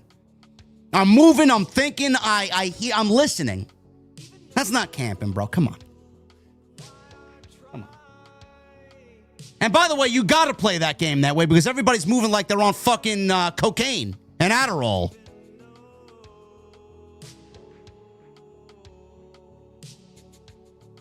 Triple M, I'm not playing zombies, bro. I got so much going on, man. I don't know what the fuck I'm doing on Destiny, to be quite honest with you. Doing pinnacle activities with fucking LFG. Not fun, bro. I don't even know what I'm chasing. What am I chasing? I'm getting tier 4s with every fucking Renegade activity, bro. Where are the tier 5s? I get nothing but tier 4s. Where's my loot? They got me doing 20 plus minutes of this fucking new activity. I get tier 4 loot. Who the fuck wants tier 4 loot on 550?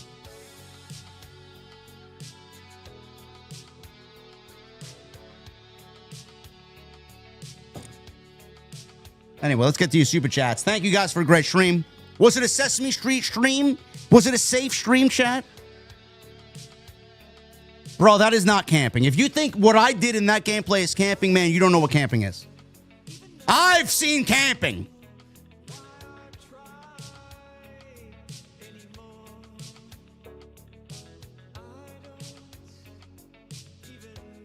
I gotta do the quest to get tier 5 loot? What quest?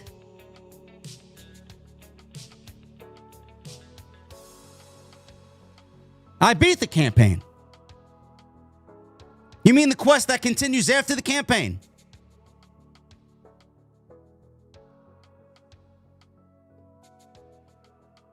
You have to buy the upgrade from Spider to get tier 5. Oh, is that what you got? How do you get the upgrade?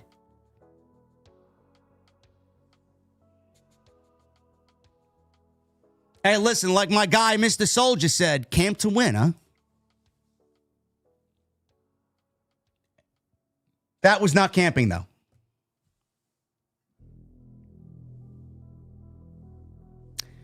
Anyway, let's get to these super chats. Thank you guys for a great stream. Follow me on social media at JDfromNY206, Twitter, Instagram, TikTok, and Cameo. Please hit that subscribe button down below. Turn on the bell for all notifications, and go check out all the great content on the channel. I should have more stuff coming this weekend. Should be a good weekend. Have I leveled up my factions? I am almost level 3 with the Cabal. And I'm level 1, or level 2 with the Fallen, and level 1 with the Vex.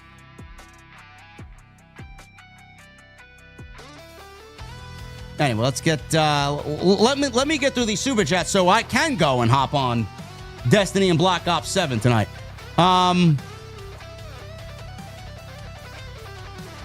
Let's see what we got. Michael Krause with a $4 super chat. JD OTS, let me talk to you. Let's go. Yeah. Hope everyone has a great weekend, he also says. Thank you, Michael. WrestleMess with a $1.99. Vehicles are Cody's NXT parking lot. That's a good way to put it.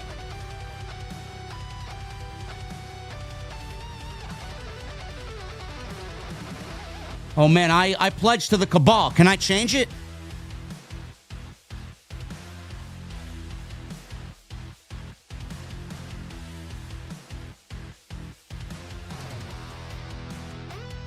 Boss Mo Jackson with a $1.99. In my opinion, Charlotte and Alexa are cute together. I love them. Yurka with a 10. Yurka's always in here. No message, Yurka. Thank you, Yurka.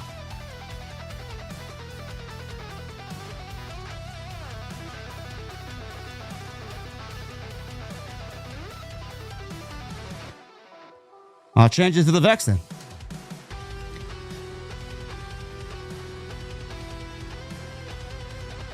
Bossmo Jackson with the $4.99. It's refreshing to see NXT talent on SmackDown, even if it's just a backstage segment. I'm ready for something different. Let's get Trick and Jordan Grace to SmackDown too.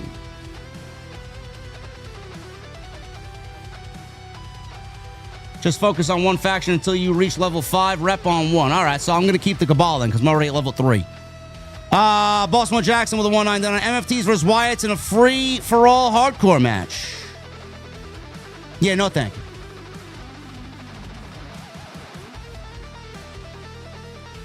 Marshall D with a $1.99. SmackDown is ass, and so is AEW.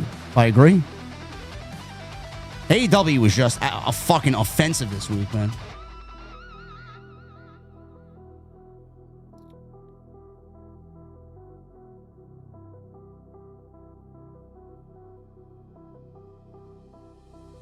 The Vex boss having a Fate Bringer in his hand was a nice touch, says Kratos. Yeah, I did see that. That's my favorite. That's my all-time favorite Destiny weapon is the Fate Bringer. I used nothing more than the Fate Bringer.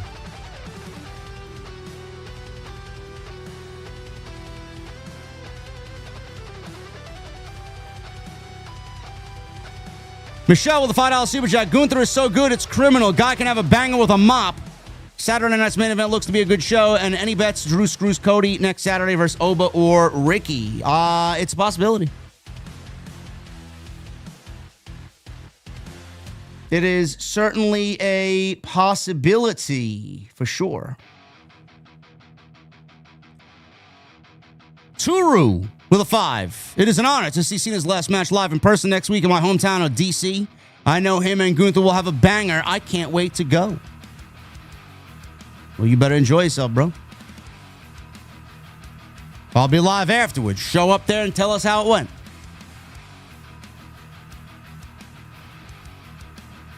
Baby Shaq with a 43 months. What's up, JD? I've been watching your videos since 2018. Now, about the Netflix WBD deal, the sickos are really angry now. Where are AEW going to go now? Guys, the deal is far from over. It's pending government. It's pending a government approval. We don't know if Netflix is really going to be the final end-all, be-all buyer. Paramount can still swoop in. Like, we don't know. Either way, it's not a good look for AEW. Either way, the top two people, or the top two companies, I should say, that are looking to buy Warner Brothers, they house WWE content. And AEW is going to be struggling to find a new streaming home because if they consolidate Max on Netflix, AEW Dynamite is not going to be on Netflix along with Monday Night Raw, who they're paying $500 billion to. Or $5 billion. $500 billion. They wish. $5 billion.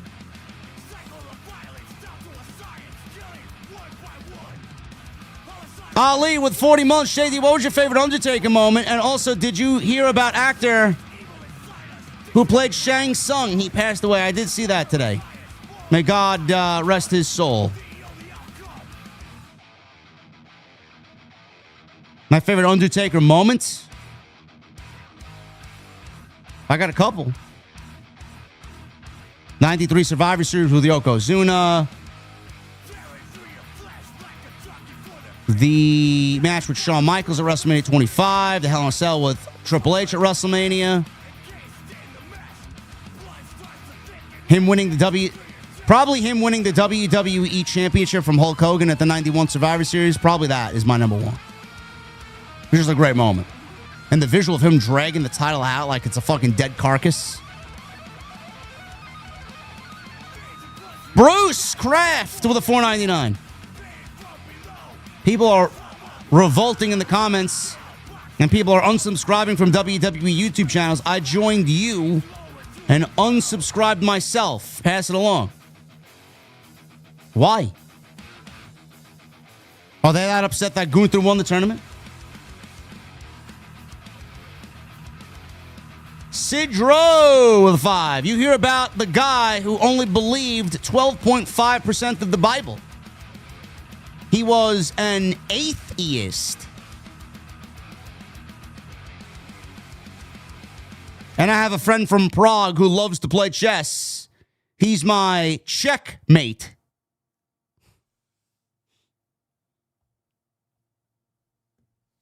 Cute. Cute.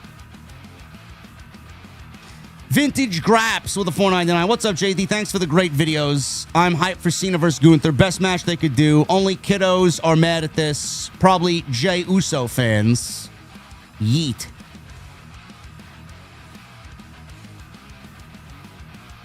It's going to be a good match. I got no problem with it. Everybody should be a little bit more hard on the tournament and the fact that the tournament was, like, not fun. Dizzle with a pistol. 31 months. I want to be a Jet Cargill fan, but she's literally bringing down the value of the championship. Absolutely. She's awful. Has been and always will be.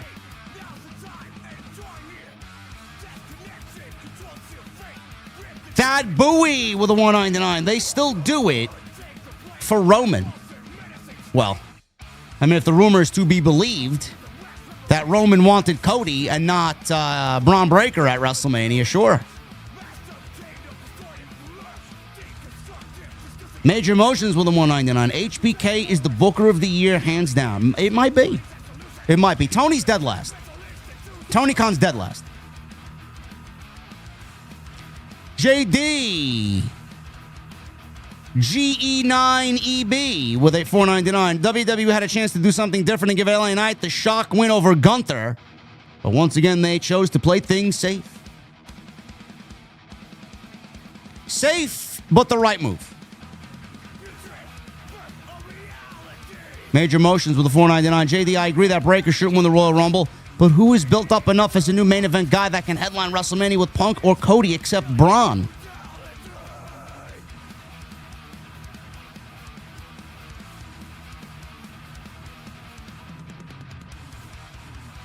Roman could win the Rumble. Randy Orton could win the Rumble. CM Punk could win the Rumble.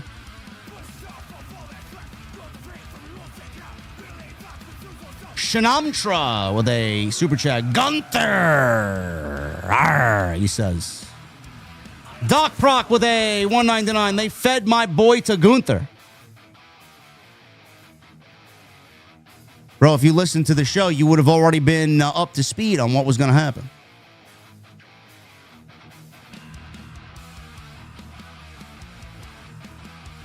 You Smith with a 2 and a 2. We can't get Bianca back fast enough. Jade ain't it. As a matter of fact, where is Bianca? We need her. She had complications with the wrist injury. Or she broke her fingers. Complication with the broken fingers at WrestleMania. Taking a long time to get back. I don't know what happened.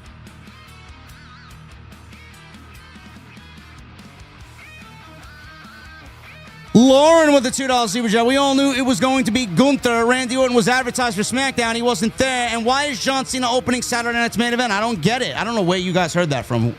Is he opening the show? What type of retirement it would be if he opened the show? Who reported that? Meltzer?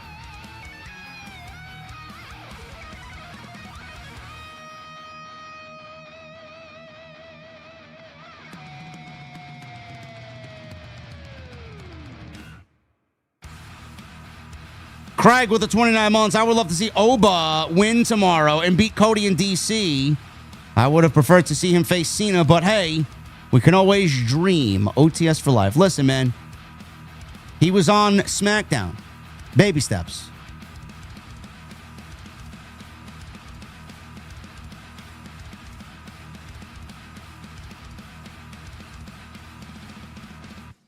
Wrestle votes. Suplexus says wrestle votes.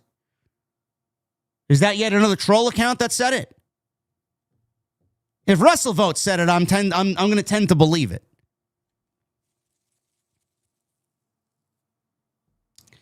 Cesar, $5 super chat. Hi, JD. If WWE books a huge Gunther vs. Brock down the road, would a loss to Cena hurt Gunther's aura? Since Brock just squashed Cena, OTS for life. You do make a good point. All the more reason that Brock Lesnar match with John Cena at WrestlePalooza should have never taken place, quite honestly.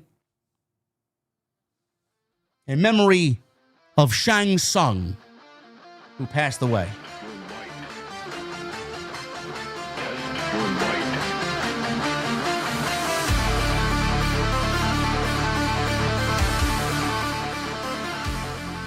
WrestleMess with a $1.99. I'd like to see LA Knight versus Trick Williams at Saturday night's main event. Yeah. Could be.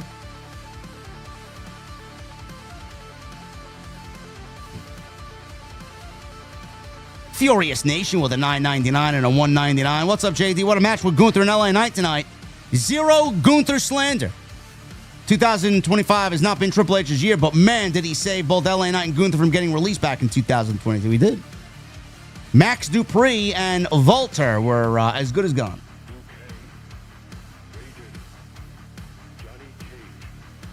Whoever wins Cena vs. Gunther is going to be a battle. It's going to be a great match. It's going to be a great match. Lavelle with a 5. Should Braun squash Punk in under 5 minutes? I see Braun losing, setting up either a rematch at the Rumble or Braun winning the Rumble. Bro, pull the Band-Aid off, give Breaker the title, and get Punk out to win the Elimination Chamber. Triple M, $5 super chat. If I remember, you never liked Avenged Sevenfold. Nah. They were a band that didn't know what they wanted to be. Man, their last album was awful. Their latest single for Black Ops 7 was mid AF. That band fell off a cliff, bro.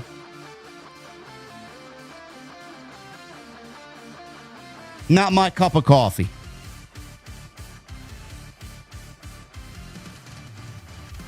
El Garve with a $4.99. Hey, JD, I enjoy your videos a lot. Quick question. Who would you draft to SmackDown next year for women's and men's since they're both going 3 hours?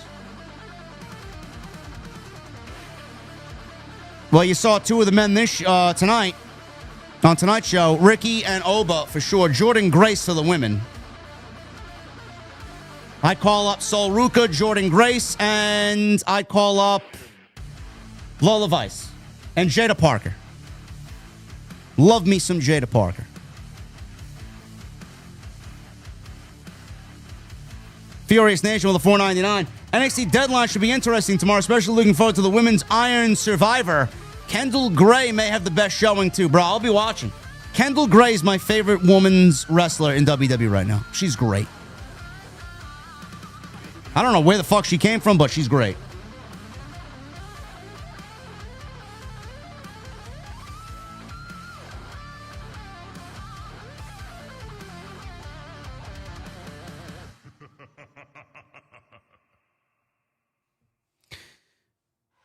That Bowie with the $1.99. They do it for Roman. Again. And Dizzle with a pistol. $5 super chat. I'm not saying Vince needs to come back, but I wouldn't mind it as long as he doesn't touch creative, but he's a good businessman. Now, goodbye. Goodbye, old man. Nobody wants you. Nobody cares to see or hear about you ever again. Vince, pal. Anyway, thank you guys very much for a great stream tonight. I know Friday isn't as exciting as it used to be, but I thought we had a good stream tonight, man. Continue to hit that thumbs up for me. Follow me on social media at JDfromNY206, Twitter, Instagram, TikTok, and Cameo. Hit that subscribe button down below. Turn on the bell for all notifications. Make sure you guys go check out all the existing content on the channel. Some great streams up there, man. Go check all that stuff out.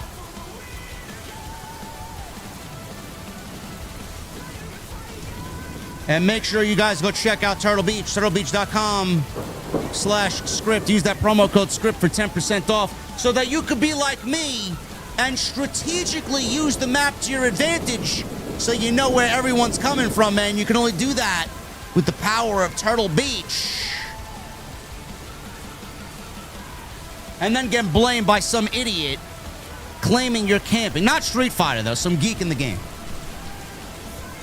Street Fighter's a VIP here. Anyway, thank you guys very much. I'll be back this weekend with more content. We got some cool stuff to talk about. I'll get you guys filled in on everything. Leave me a comment down below. Let me know what you thought of SmackDown. And I'll see you guys tomorrow right here with more on Off the Script. I'll see you guys later.